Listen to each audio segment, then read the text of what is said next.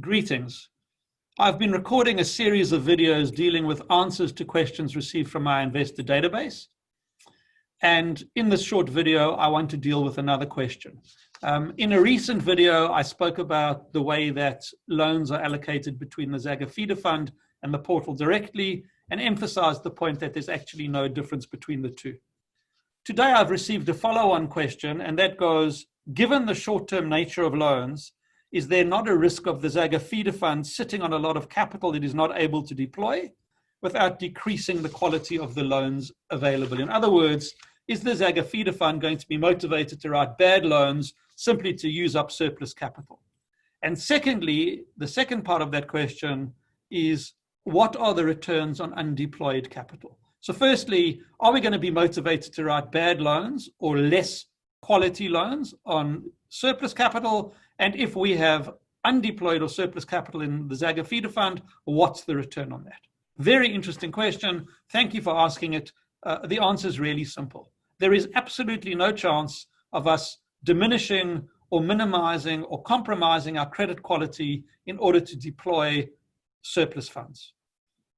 The Zagga Feeder Fund has around $30 million in it, and we currently have around $129 million in pending opportunities. In order to fund those opportunities fully, and they're all good opportunities, it not only requires the fund and the platform to come to the party fully, but it obviously requires us to find a lot more money for the fund and from the platform.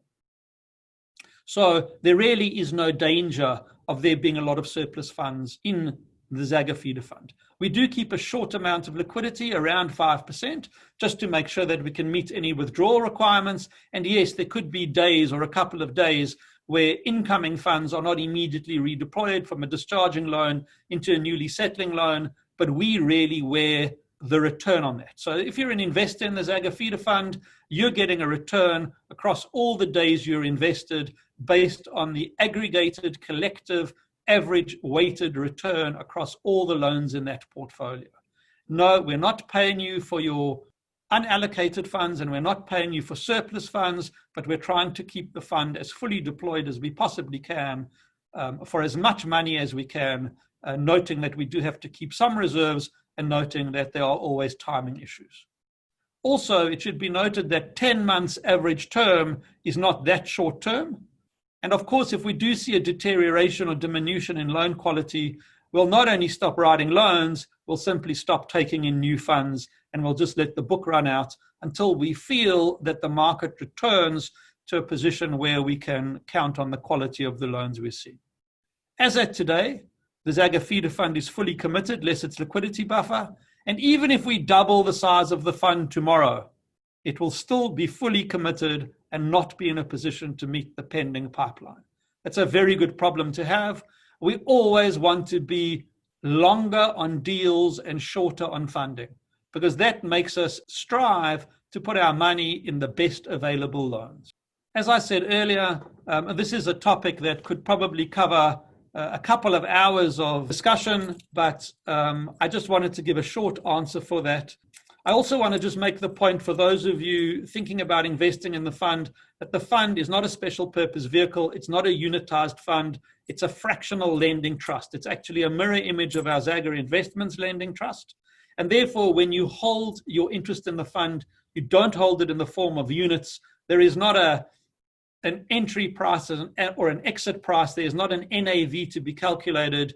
You have your fractional percentage of the Zagga Feeder Fund, and through that, you have your fractional percentage of the underlying loans, which the Zagga Feeder Fund owns through Zagga Investments Lending Trust. All of that is aggregated to create your return. And if you want any more information about that, please send us an email. I'll be happy to discuss it with you further.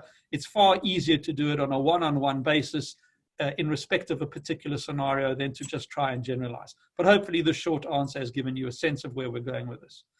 If you have any questions, please send an email to info@zagga.com.au. If they're relevant to the entire base, we'd be delighted to record a short video and send it out. I hope you found this one useful, and that just leaves me to wish you well, take care, stay safe, and to see you soon.